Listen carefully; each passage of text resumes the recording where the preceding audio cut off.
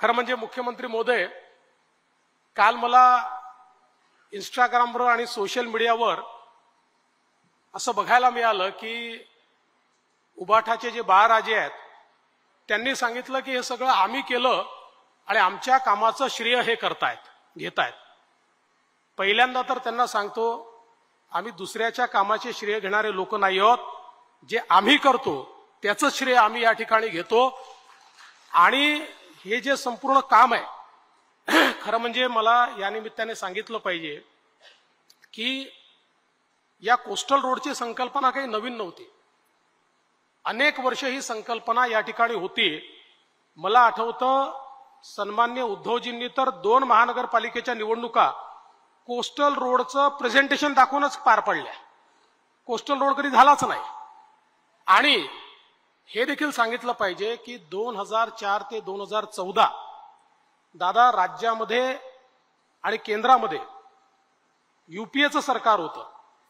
Coastal road मधला सगळ्यात मोठा प्रॉब्लेम काय होता तर आपल्या नियमांमध्ये सी लिंक बांधणं अलाउड होतं, पण कोस्टल रोड अलाउड नव्हता। याचं कारण कोस्टल रोड करता रेक्लेमेशन करावं लागतं आणि रेक्लेमेशन केलं तर सीआरझेडची लाईन बदलते आणि म्हणून रेक्लेमेशन करू देणार नाही, अशा प्रकारची केंद्र सरकारची भूमिका होती।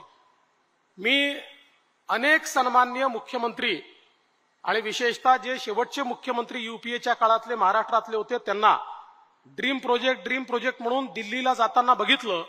ते दिल्लीला जायचे आणि हात हलवत या ठिकाणी परत यायचे, कधीही त्याला परवानगी मिळाली नाही।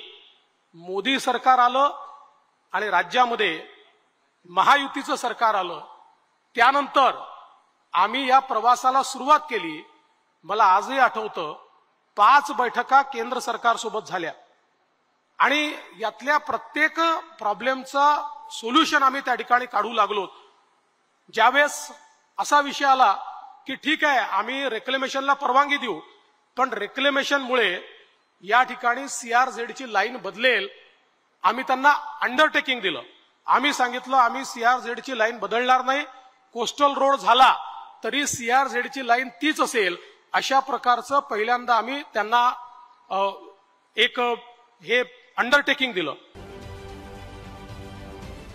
राजकारणातील प्रत्येक अचूक बातमीचे सर्वात आधी अपडेट्स मिळवण्यासाठी सरकारनामाच्या सर्व सोशल मीडिया प्लॅटफॉर्मला लाईक, फॉलो आणि सबस्क्राईब करा।